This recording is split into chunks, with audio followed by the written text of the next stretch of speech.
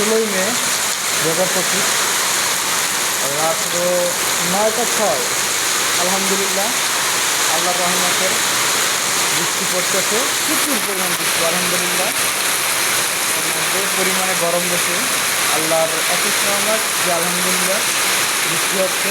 এজন্য লাখ লাখ শুকরিয়া মহান আল্লাহ রাব্বুল আলামিনের কাছে যে এত সুন্দর একটা বৃষ্টি দেওয়ার জন্য।